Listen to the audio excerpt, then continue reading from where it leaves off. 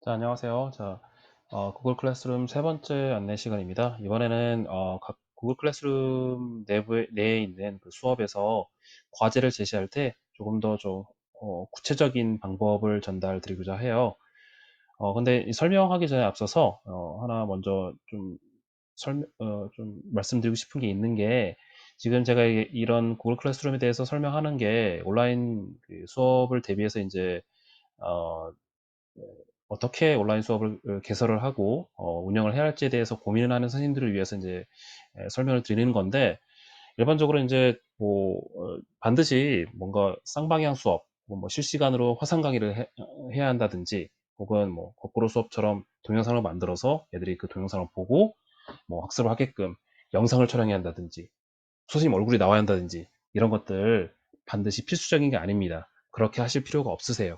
실제 저야 이런 것들을 하는 걸 좋아해서 그런 관심도 있고 좋아해서 이제 그런 걸 많이 만들었을 뿐이지, 그런 부분을 능숙하지 않으시거나, 혹은 나는 원래 하던 그런 그 오프라인 수업이 더 편하다고 하시는 분들은 오프라인 수업에서 가지고 계시던 노하우와 그런 방식들을 그대로 온라인상에서 활용할 수 있게끔 차용해서 변환시키시면 됩니다. 뭐 대표적으로 이제 학습 자료를 제공하고, 학습 자료를 실제 학생들이 공부를 했는지를 이제 학습지를 추가적으로 첨부해서 문제를 풀게 하고 제출하게끔 하는 이런 과정을 거칠 때, 학습 자료가 반드시 동영상일 필요는 없잖아요. 그죠? 네. 교과서의 내용을 그대로 이제 옮겨놓은 파일이라든지, 혹은 선생님께서 작성하신 PPT 파일이라든지, 이런 것들을 첨부하시고, 문서로 된 것을 첨부하시고, 설명은 뭐 녹음을 하시는 도 되고요. 얼굴 안 보이고 녹음도 불편하시다 그러면 타이핑 하세요. 특정한 어떤 주제나 제목 내용에 대해서 이런 내용이니까 이렇게 뭐 공부하고 이런 내용들을 주제하시기 바랍니다라고 하시든지, 편하신 대로 이제 문서를 통해서. 오프라인에서는 아이들의 얼굴을 보고 실제 말로써 설명하고 판서를 통해서 설명했지만, 그대로 판서했던 것을 그대로 온라인에서는 문서에서 타이핑해서 아이들에게 설명해 주시면 충분히 되는 겁니다. 그래서 온라인 수업에 대해서 뭔가 크게 겁먹지 마시기를, 이라는 내용을 먼저 말씀드리고 싶었어요. 자, 일단 이제 구글을 이용해서, 앞으로 구글 클래스룸 구글이라고 부르겠어요. 네, 구글을 이용해서 이제 과제를 부여할 때 이제 진도를 나가셔야겠죠. 어떻게 할지 좀 시연을 할 때, 지난번까지는 테스트 계정을 통해서 했기 때문에 뭐 없었거든요. 그래서 실제 이제 제가 만들었던 걸 보여드리면서 하는 게 좀 더 이해하기 쉬울 것 같아서 제 원래 계정에 개설되어 있는 클래스룸을 보여드리고 있습니다. 자, 2학년 4반 저희 반인데요, 올해. 자, 한번 들어가 보겠습니다. 음, 요거 수업에 대해서 얘기하기 전에, 이왕 스트림 잠깐 나왔으니까 보여드리자면요. 지금 이렇게 저번에 말씀드렸던 것처럼 이렇게 날짜별로, 제가 맨 처음에 2월 4일부터 올렸었죠. 그래서 쭉 해서 이제 날짜별로 올린 내용들, 뭐 혹은 애들이 쓴 댓글들, 이런 것들이 어, 이렇게 누적이 되어 있는 걸 볼 수 있습니다. 특히 이거는 이제 제가 썼던 이제 그 공지사항인데요. 공지사항 같은 경우에는 다른 거는 그 기능이 없는데, 공지사항은 이제 중요한 경우에는 좀 중간 맨 밑으로 내려갔죠, 그죠? 근데 얘가 좀 중요하다 싶으면 여기 또 땡땡땡 보이시죠? 클릭하신 다음에 메뉴로 이동하시면 네, 뿅 하고는 메뉴로 올라갑니다. 그럼 애들도 이제 똑같은 비슷한 창을 보게 돼요. PC에 접속했을 때. 그랬을 때 메뉴 뭐 써있네 하면서 이제 좀 더 주의 깊게 볼 수 있겠죠. 그죠? 자, 수업으로 가겠습니다. 자, 수업에서 이제 그때 지난 시간에 만들기에서 과제, 퀴즈 과제, 질문 자료 이렇게 있었는데, 과제에 대해서만 배웠었죠. 퀴즈 과제부터 그 이하에 대한 내용들은 다음 영상에서 다시 설명드릴게요. 하나하나씩 좀 더 자세하게 설명드리기 위해서 오늘은 과제의 좀 더 세부적인 기법에 대해서, 방법에 대해서 설명을 드리겠습니다. 자, 클릭을 한번 해볼게요. 자, 저번에 했던 것처럼 똑같이 한번 해볼까요? 교과서 1과 예를 들어 17페이지 수업 가지고 안내는, 자, 첨부된 영상이 필요 없다고 했습니다. 네, 학습 자료 혹은 PDF를 잘 공부하고 학습하고, 두 번째 첨부된 지를 풀어서 제출하세요. 이렇게 안내사항을 써주시면 이제 학생들이 이해하고 공부하겠죠. PDF가 없는데 있나? 모르겠네요. 일단 보겠습니다. PDF 첨부해야겠죠? 있는지 한번 볼게요. 자, 이제 이게 추가할 파일들을 소스를 어디서 끌어올지에 대해서는 여기 위에 있는 이제 설명을 좀 드릴게요. 최근 문서하면 뭐냐면 기본적으로 이제 구글 드라이브에서 선생님께서 가장 최근에 끌어왔던 파일들을 먼저 보여주는 거거든요. 그래서 이런 파일들이 이제 최근에 제가 이제 썼던 파일들이거든요. 그래서 이런 게 이제 보여지는 거고요.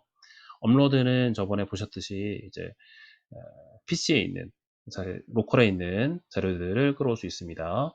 다음에 내 드라이브는 이제 구글 드라이브에 있는 선생님의 자료들을 끌어올 수 있는 기능이고요. 공유 드라이브와 별표는 나중에 설명드릴게요. 일단 내 드라이브에 영어과 PDF 파일 같은 게 있는지 볼까요? 요거 하나 있네요. 요거 남의 건데 다른 학교 건데 일단 그냥 넣어볼게요. 그냥 자, 이 PDF 파일을 이제 학습 자료라고 판단하시고 보신 다음에 보시면 여기 학생에게 파일 보기 권한 제공이 있는데 요거는 이제 선생님이 만든 학습 자료잖아요. 요걸 학생들이 만약에 수정하면 안 되겠죠. 내가 보고 예를 들어서 뭐 학생 A라는 학생이 보고 다른 학생들이 못 보게끔 막 다 지워버린다든지 거기에 막 이상한 얘기 써놓는다든지 하면 안 되겠죠. 그러니까 학생에게 파일 보기 권한 제공이라는 요 옵션으로 제공을 하시면 큰 문제가 없을 겁니다. 학생들은 요 문서를 이게 뭐 PDF 파일이든 한글 파일이든 뭐든 간에 그냥 볼 수밖에 없어요. 수정할 수 없습니다. 자, 다음에 학습지 만들어야겠죠? 자, 학습지를 만들 때 일단은 접근 편하신 대로 한글 문서를 첨부하셔도 되고요. MS 워드 문서가 낫다. MS 워드 문서 쓰셔도 되고요. 심지어는 뭐 나는 PC에 메모장 이용해서 하겠다. 메모장 파일을 첨부하셔도 됩니다. 추가하실 때 이제 그걸 이제 드라이브에 넣으셨다가 끌어오셔도 되고 아니면 이게 파일 누르셔가지고 실제 PC에서 끌어오셔도 되고 상관없으십니다. 근데 여기서 오늘 영상에서는 제가 추천드릴 게 뭐냐면 앞으로 이걸 장기적으로 쓰실 거면 구글에서 기본적으로 이제 여러 가지 교육적인 툴을 제공하는데 가장 자주 쓰이는 트리 그리고 지금 오늘 제가 소개해드릴 툴은 여기 만들기를 클릭하셨을 때 등장하는 문서라는 툴입니다. 문서, presentation, spreadsheet, drawing, 설문지 이렇게 있는데요. 요 밑에 있는 4개는 나중에 설명을 드릴 수 있는 기회가 되면 설명을 드릴게요. 지금은 모르셔도 돼요. 설문지는 사실 꽤 매력적인 기능이긴 한데 요거까지 설명드리면 머리가 뽀개지실 거예요. 그러니까 문서만 설명을 드리도록 하겠습니다. 문서는 이제 한글로 나와서 이제 문서로 써 있는데 보통 구글 닥스라고 얘기를 하고요. 구글 문서, 구글 닥스라고 얘기하는데 요걸 한번 클릭을 해볼게요. 그러면 이 페이지 자체에서 구글 문서를 만들어 줍니다. 뭔가 거창한 것 같은데 그런 거 없어요. 보시면 그냥 한글이나 MS 워드처럼 워드 프로세서의 한 일종입니다. 단 한글과 MS 워드 같은 경우에는 실제 PC에다가 프로그램을 까시고 작성을 하셔서 저장 버튼을 누르셔야 그 파일을 쓰실 수 있었을 텐데 심지어는 중간에 열심히 작성하다가 PC가 뻑이 나면 네, 그죠? 다 날아가는 거죠. 네. 그런데 이 구글 문서는 프로그램을 깔 필요가 없어요. 본문에 지금 요 웹창 보시면 알겠지만 이거 크롬 브라우저거든요. 크롬 브라우저를 일단 기본적으로 까시는 게 좋습니다. 구글 클래스룸은 크롬 브라우저에 최적화되어 있기 때문에요. 나중에 이제 필요하다면 크롬 브라우저의 링크는 같이 공유하도록 하겠습니다. 다운로드 링크로 말씀드리는 거예요. 일단 구글 문서 같은 경우에는 프로그램을 깔 필요가 없고요. 그리고 작성을 하신 다음에 저장을 누를 필요가 없어요. 왜 그러냐면 제가 지금 여기다 아무 말이나 막 써볼게요. 화면 위에 보이시죠? 저장 중이라고. 그러다 멈추겠습니다. 네, 변경사항이 저장되었습니다. 저장이 자동으로 돼요. 그래서 작성하다가 혹시나 PC가 갑자기 꺼진다. 상관없어요. 다시 여유롭게 PC를 켜신 다음에 드라이브에 저장된 이 문서를 다시 여시면 그대로 바로 직전까지 썼던 것이 저장이 되어 있습니다. 일단 잠깐 지우고요. 자, 이걸 이제 어떻게 활용하실지에 대해서 설명을 드리자면 학생들이 동영상을 보든 혹은 뭐 PDF 파일을 읽든 파워포인트 파일을 보든 학습을 하고 실제 선생님이 얘들이 제대로 학습을 했는지를 확인하시는 학습지가 필요하잖아요. 오프라인 수업에서는 학생들이 직접 질문을 한다든지 혹은 시험지를 뿌린다든지 혹은 뭐 문제지를 풀어온다든지 이런 식의 이제 수업을 진행하셨을 텐데 온라인에서도 그대로 하시면 됩니다. 질문을 던지시면 되는 거잖아요. 말로가 아닌 글로써. 그래서 1번 예를 들어서 교과서 페이지 두 번째 문장의 해석 및 방법 논하시오. 와, 거창하죠? 그죠? 네, 그냥 대충 쓴 겁니다. 그리고 거기에 답은 여기다 쓰시오. 괄호 표시해 주시든지요. 그죠? 일단 편하게. 괄호가 아니라, 뭐, 여기 보시면, 어디 있나요? 저도 잘 안 써서 잘 모르겠네요. 네, 삽입이었나? 네, 그죠? 네, 표 있네요. 표. 그죠? 표를 이렇게 딱 해가지고 여기다 쓰라고 하든지, 네, 하시면 됩니다. 자, 그래서 이제 이런 식으로 이제 문제를 만들었어요. 뭐, 2번, 3번, 4번 할 수 있겠죠. 그죠? 편하신 대로 이제, 그 선생님께서 편하신 대로 그 학습비를 만드신 다음에, 얘를 저장을 할 필요가 없다고 했죠? 근데 이제 이름은 나중에 학습지를 하나만 만들 거 아니잖아요. 여러 개 만들 거니까 여기 이제 예를 들어서 간단하게 교과서 1과 17페이지 학습지 이런 식으로 이제 이름을 저장하시고 이름을 쓰신 다음에 놔두시면 알아서 또 저장이 돼요. 그리고 이제 조금 어색하시겠지만 그냥 끄시면 됩니다. 네, 그러면 날아갔나? 아니에요. 여기 분명히 내가 제목을 썼는데 제목 없는 문서로 써 있네? 아닙니다. 다시 클릭하시면 이게 그대로 다시 원래 작성했던 문서가 제목과 내용이 나오게 됩니다. 다시 끄세요. 네. 자, 이 상태에서 이제 얘를 어떻게 설정을 하고 과제를 만들면 되냐면요. 아까 학습지 자료 같은 경우에는 학생들이 수정하면 안 되기 때문에 학생들에게 파일 보기 권한만 제공했었습니다. 근데 이제 얘는 이제 학생들이 수정을 해야 하잖아요. 수정을 해서 제출을 해야 하기 때문에 보기 권한만 제공하시면 애들이 이제 전화가 올 겁니다. 문자가 오고요. 선생님, 과제를, 이 문서를 작성하려고 그러는데 문서를 저기 열 수가 없어요.부터 해가지고 온갖 항의를 받으실 수 있어요. 그래서 여기에 파일 보기 전환 제공이 아닌 여기 밑에 화살표 역 삼각형 보이시죠? 이거 클릭하시면 세 개의 옵션이 뜹니다. 기본적으로는 파일 보기 권한이 뜨는데 학생에게 파일 수정 권한을 제공하기 요걸 선택하시면 안 돼요. 왜냐면 요거는 괜찮은 옵션인데 얘는 언제 쓰는 거냐면요. 선생님이 만드신 그 학습지 요 한 장짜리 학습지에 지금 2학년 4반에 29명이거든요. 29명이 모두가 액세스할 수 있는, 접근할 수 있는 권한을 부여하는 겁니다. 그럼 이제 이렇게 해서 과제를 만드시면 나중에 애들이 제출한 거 보시면 이 한 장짜리 문서가 너덜너덜해져 있을 겁니다. 네, 29명이 이것저것 다 써놔가지고 네. 그러니까 요거는 언제 좋겠어요? 그룹워크. 그러니까 팀워크, 그러니까 팀별로 이제 뭔가 같이 수정을 한 문서 하나를 같이 수정하고 뭔가 서로 피드백을 주고받는 과정이 필요한 경우에 이러한 파일 수정 권한을 학생에게 파일 수정 권한을 제공한다라는 이 옵션을 제공하면 좋겠죠. 그래서 저 같은 경우에는 만약에 이 권한을 제공하는 건 언제냐면 수업 시간에 팀별로 뭔가 활동을 해야 할 때, 혹은 29명 전체의 응답지를 한 장의 파일에 다 받고자 할 때, 한 장의 파일에 1번부터 29번까지 이름 써놓고 옆에다 칸 만들어 놓고 각각의 친구들이 이제 자기 번호에 맞게끔 그 빈칸에다가 답을 쓰시오라고 하면 한 장의 파일에 29명의 답이 다 모이겠죠. 그렇죠? 그런 식의 이제 활동을 할 때 이 옵션을 선택을 하고요. 단 이제 차후에 다시 한번 또 말씀드릴 기회가 있으면 설명드리겠지만 이런 것들은 학생들에게 충분히 가이드를 해주셔야 돼요. 안 그러면 아까 방금 전에 말씀드린 것처럼 애들이 장난쳐요. 이것저것 막 이렇게 막 만져놓고 막 딴 얘기 써놓고 막 그런 게 있기 때문에 좀 가이드가 필요한 부분이긴 합니다. 자, 오늘 가장 중요한 마지막 네, 학생별로 4분 제공. 요거로 선택하시면 좋습니다. 요거로 하시면 학생별로 어떻게 되냐면요. 아까 만들었던 그 구글 문서, 한 장짜리 문서가 요 클래스의 인원수만큼 카피가 돼서 각 학생들에게 뿌려집니다.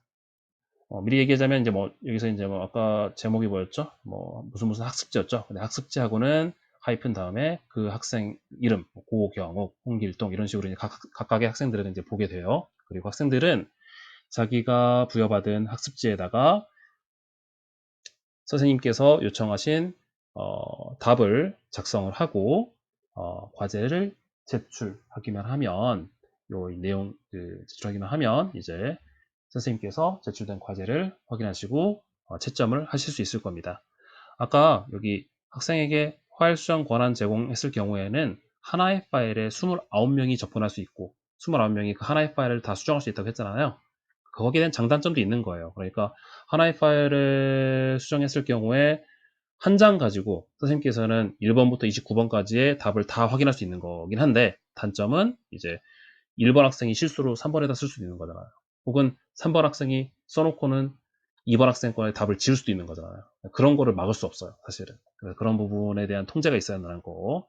반면에 이제 학생별로 4번 제공을 하게 되면 그러한 실수를 하거나 혹은 이렇게 장난을 치는 부분에 대해서는 철저히 통제할 수 있죠. 자기 거에만 쓸 수 있기 때문에 단 이제 선생님께서는 29개의 파일을 받으셔서 일일이 다 하나씩 확인하셔야 된다는 겁니다. 근데 이게 이게 안 좋은 면이라고 볼 수 없는 게 실제 오프라인 수업에서도 선생님들께서 수업을 하신 다음에 애들하고 학습지로 이제 테스트할 때 29명한테 29개 테스트지를 복사해서 나와주시잖아요. 똑같아요. 그거를 이제 온라인으로 옮겨서 그대로 이제 온라인상에 있는 창에서 29개의 문서를 확인하시는 것 뿐입니다. 최종적으로는 이제 계속 좀 말이 길어지긴 하는데 나중에 이런 구글 클래스룸에 익숙해지시고 이것들을 잘 활용하시게 되면 수업 시간에 프린트를 하실 필요가 없으세요. 그냥 그대로 태블릿이나 PC 하나 가져가셔가지고 수업하시면 됩니다. 자, 일단 이 상태에서 이렇게 세팅을 한 상태에서 역시 저번에 한번 했었죠. 네, 대상은 2학년 4반 말고 2반도, 8반도, 11반도, 일반도 다 같이 똑같은 수업, 5개의 수업에 똑같은 과제와 학습지를 배부하겠다라고 하면 이게 이제 다 쫙 나갑니다. 그리고 점수는 10점으로 할래? 해도 되고요. 네. 기한은 4월 6일까지. 마감 기한은 자정. 주제는 아까 교과서였죠? 네, 텍스트북 이렇게 해가지고 과제 만들기라고 딱 누르면 이제 과제가 학생들에게 촤라락 나가고요. 지난번에 설명했듯이 예약을 누르시면 특정한 시간에 과제가 부여가 됩니다. 이건 제가 언제 활용했냐면요. 이제 그때그때 과제를 만들기는 하는데 미리 다 만들어 놓으면 애들이 어, 어, 미리 수업 뭐라고 할까요? 그러니까 모든 그 과제를 미리 보고 뭐 질문을 던지고 뭐 제출을 하고 막 그런 게 복잡할까 싶어서 예약을 해놓은 상태에서 첫째 주에는 이 과제가 나가게끔, 둘째 주에는 두 번째 과제가 나가게끔 이런 식으로 이제 설정했던 적이 있었는데요. 뭐 그런 식으로 쓸 때 예약 기능을 쓰시면 될 것 같고요. 임시 저장은 아직 좀 더 또 추가적으로 뭔가를 더 하고 싶어요. 그러면 더 작성을 하거나 추가로 더 파일을 넣거나 혹은 아직 뭔가 좀 문제 만들다가 또 역시 또 급동이 마렵다 하면 잠깐 나가셔야 되잖아요. 그죠? 그런 경우에 이제 임시 저장을 하시면 되겠습니다. 근데 이 임시 저장 안 누르시고 실수로 아우 이게 눌렀어요. 그러면 어떻게 다 날아갔네? 아닙니다. 뭐라고요? 이것도 역시 이렇게 초안으로 작성이 돼서 원래 수정하던 그 내용이 그대로 남아 있어요. 자, 간단하게 오늘 했던 내용들 요약하자면요. 이제 과제 부여 시에 이제 학습 자료를 첨부하고 학습지를 첨부할 때 학습지의 권한을 학생별로 4번 제공으로 선택하신 이후에 과제를 만드시면 각 학생별로 각각의 다른 답지를 받으시고 채점할 수 있게끔 이제 만드실 수 있다라는 부분을 설명드린 겁니다. 다음 시간에는 아까 말씀드렸듯이 과제 이후에 있는 내용들에 대해서 좀 더 자세히 설명드리겠습니다. 수고하셨습니다.